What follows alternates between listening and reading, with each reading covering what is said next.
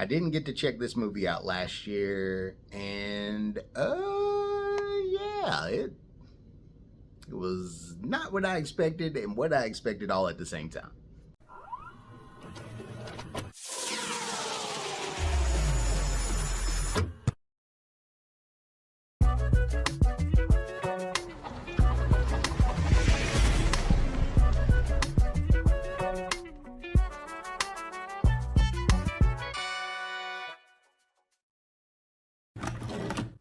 What's going on, everybody? This is Travis from Candid at the Movies, and today I will be reviewing the 2023 musical comedy film known as Dix the Musical. It is an A24 film, and it does star Josh Sharp, Aaron Jackson, Megan Mullally, Nathan Lane, Bowen Yang, and Thee Stallion. Now, the basis of this movie is about two businessmen who discover that they are long-lost twin brothers, and basically they're trying to get their parents back in love. It has that feel of like a Parent Trap, but mixed in with LGBTQ community and singing. Now, I can honestly say, if you do not pay attention to that this movie is rated R, this movie is rated R, and don't have your children watching this because it goes pretty raunchy and pretty deep and has a lot of statements to it.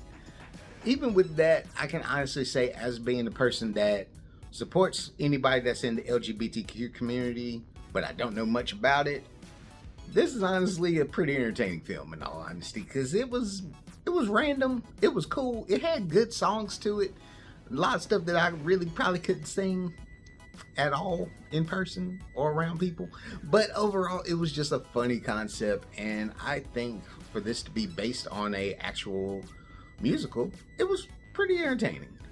I'm happy that they went with the name Dix the Musical, because the actual name, I'll list that right there, would not fly in movie theaters and probably wouldn't have got much promotion. Even though this did get some promotion, it didn't get as much as I thought it was going to. But after watching it, I kind of see why, because this is something that is hard to really categorize. Now, the movies I described it to earlier make perfect sense, but when you're going into the world of sewer boys, God being involved in the movie, and also when you're having the beginning of the movie start out with a nice little thing saying of two gay guys are going to be portraying two heterosexual guys, and that's okay, it already starts you off to where, like, oh, this is going to be out there, and it completely is. It's entertaining though. Like, Nathan Lane and Megan Mullally do a great job. This was my first time actually watching the makers of this film, John Sharp and Aaron Jackson. This is my first time seeing them, and I was pretty entertained with what they were doing. They were doing some over-the-top stuff, but being with a musical, everything's pretty over the top, and it worked for what they were trying to do. I can say that while I don't highly recommend this movie for people, if you're like raunchy, entertaining stuff, this will be something that you can sit back and laugh at. Now, like I stated, with some of the things of them featuring God and other subjects like that, you should steer clear of this if you're just not open to laughing at different things, laughing at things that are said in the normal world and that people just take for granted. If you're not in for stuff like that or just making fun of it, skip this movie. This is not for you.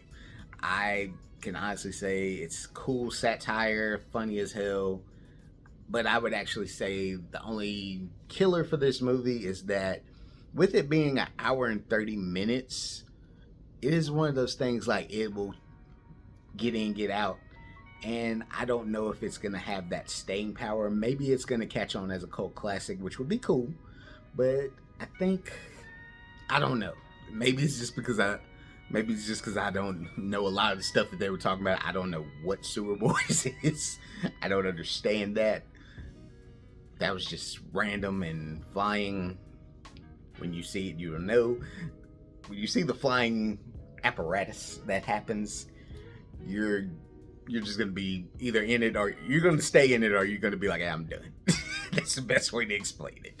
I would say, if anything, fully comparison with A24 stuff, this is if Beau is Afraid was a full musical and 2 hours less. There you go. That's the best explanation. I would give this movie I would give it a C plus because it was just different.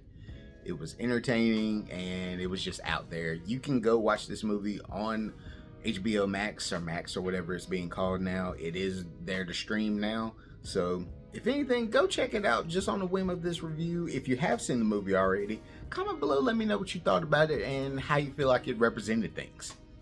But hey, this is Travis from Candid at the Movies. Leave us a like, leave us a comment. Subscribe if you haven't. Peace out.